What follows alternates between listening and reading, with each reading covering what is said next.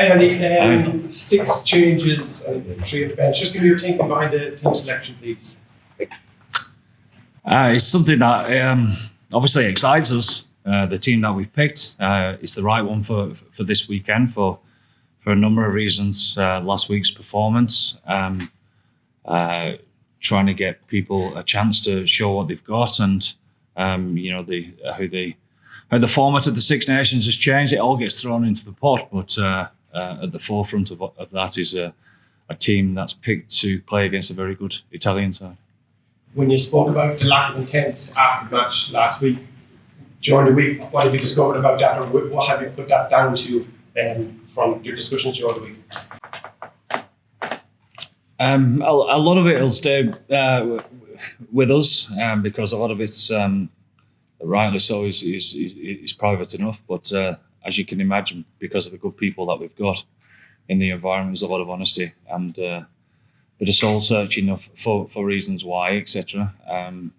We've addressed all that and got back on the horse, put the boots back on, and had a couple of training sessions and got to the business end of the week now, and we're ready to put a performance on that we should be proud of ourselves. Do you have a message for fans? Because I guess the pundits and the media maybe just a bit of doom and gloom, but also speaking to some people who are invested in Irish rugby at different levels who are pessimistic about the trajectory of the team. What's your message to reassure people that we're going in the right direction? Well, I mean, the trajectory of every single team is always about learning, and there's good and bad in that. And these type of experiences for us, although it's not nice, first game up and came second best by quite a stretch, I would have thought. But it's how we bounce back and move on for that, because these experiences are going to continue to happen down the track. And I believe with the squad and the wider squad that we've got, those type of occasions will stand to us. Thanks. Will Murray, then Susanna, please. Andy Harry, last time we talked, you said to me there was going to be a lot of hard work done this week. What was the main focus on that? Are you happy with what's gone on in camp? Yeah, very happy because nobody was holding back. So there's a lot of honesty there. There's no excuses.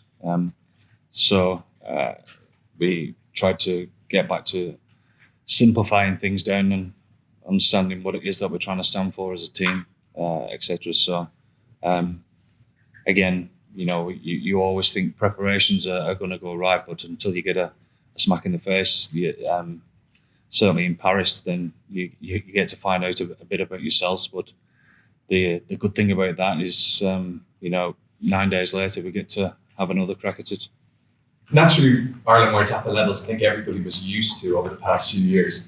Do you think from being around the camp this week, you can sense that the players want to prove themselves and you expect a reaction?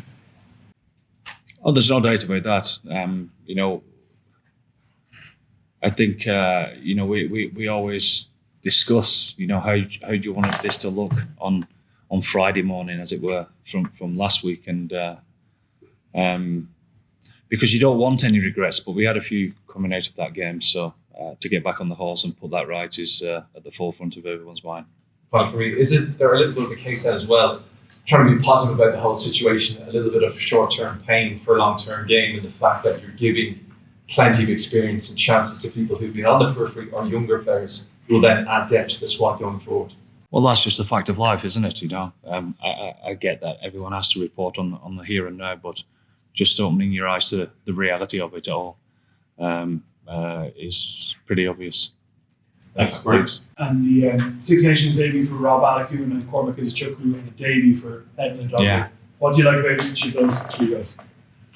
Well, obviously, Rob, the sheer pace that he's got is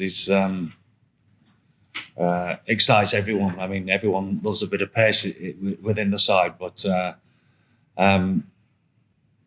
it's been a bit stop-start for him.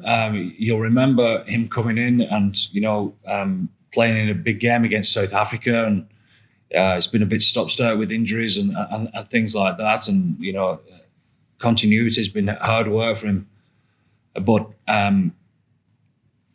during that period, from him coming in to start his international career to where he is now, he's learned a lot about himself, and his game has certainly come on. For example, he's a great defensive winger.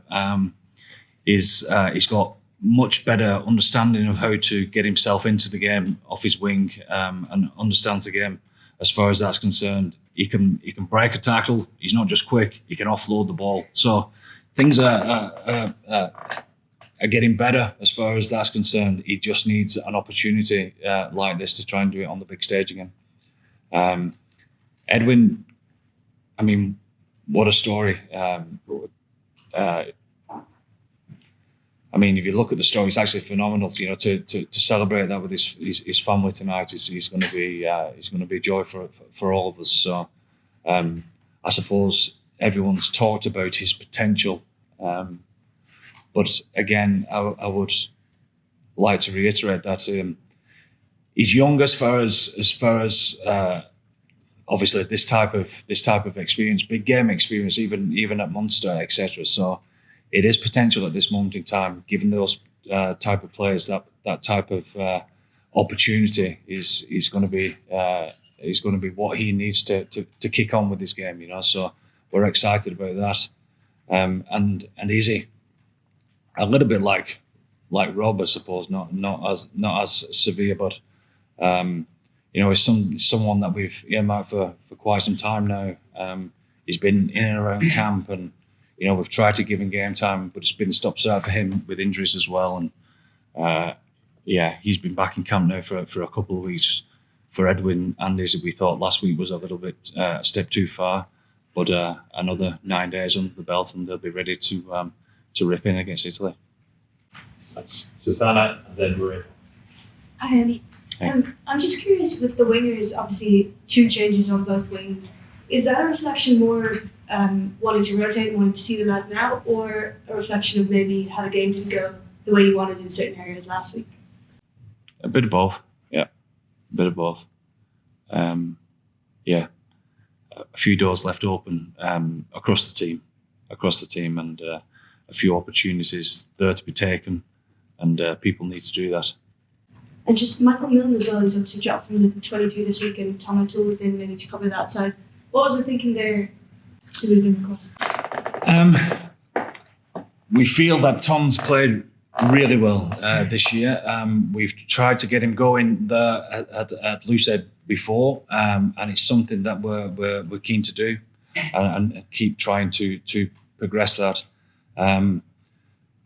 Tom's a strong character within the group, and you need characters within your squad to make that dressing room feel right. So he gets his chance this week. And John Fogarty spoke the other day about maybe as coaches not getting the balance right between the technical side and maybe the emotional side ahead of that Paris game. What's that look like this week in terms of like checking in on getting them up for it? Well, making sure that we bank all the work that we've done so far, and making sure that the technical side still stays at the forefront, but making sure that we get the balance right across the board, because the game, no matter how much you try to shape it, it's a confrontational game, and our intent within our game wasn't where it needed to be last week to win a high-profile match like that. Thanks. We're in now from Stefan. How you Ciao, doing? just one question, considering obviously Italy, considering also the weather forecast and conditions that will be maybe similar to the ones we had in Rome against Scotland, which are the threats of this Italian side that maybe It's not that bad. It's not that bad, is it?